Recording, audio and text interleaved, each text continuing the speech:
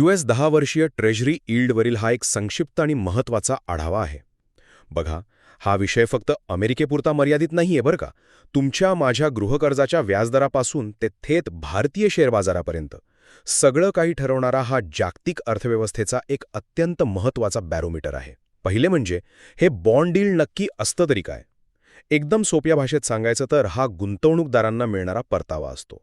आणि नेहमी लक्षात ठेवा, बॉन्डच्या किमती आणि यील्ड नेहमीच एकमेकांच्या अगदी विरुद्ध दिशेने जातात. आपण या यील्डला जागतिक अर्थव्यवस्थेचा एक थर्मामीटर समजूया.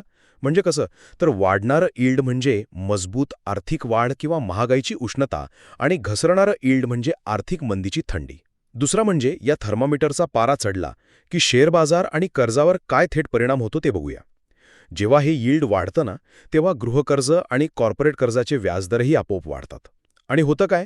सुरक्षित बॉन्ड्समध्ये चांगला परतावा मिळत असल्याने गुंतवणूकदार शेअर बाजारातून, विशेषतः खूप कर्ज असलेल्या ग्रोथ कंपन्यांमधून आपले पैसे भराभर काढून घेतात. शेवटी या सगळ्याचा आपल्या भारतावर काय परिणाम होतो?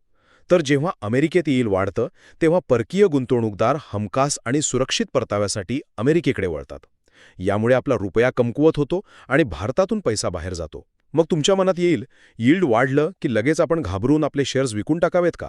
तर अजिबात नाही. काही तात्पुरत्या बाजार घटकांमुळे हे आकडे दिशाभूल करणारे ठरू शकतात. त्यामुळे केवळ एकाच गोष्टीवर अवलंबून राहणं नक्कीच चुकीचं आहे. थोडक्यात सांगायचं तर अमेरिकेचं 10 वर्षीय बॉन्ड यील्ड हे जागतिक अर्थव्यवस्थेचे ठोके नक्कीच आहेत, पण गुंतवणुकीचे निर्णय घेताना केवळ याच एका आकड्यावर अवलंबून राहणं खूप धोक्याचं ठरू शकतं. हा व्हिडिओ पाहिल्याबद्दल धन्यवाद. कृपया लाईक आणि शेअर करा आणि अशाच इंटरेस्टिंग व्हिडिओसाठी आमच्या यूट्यूब चॅनलला नक्की भेट द्या.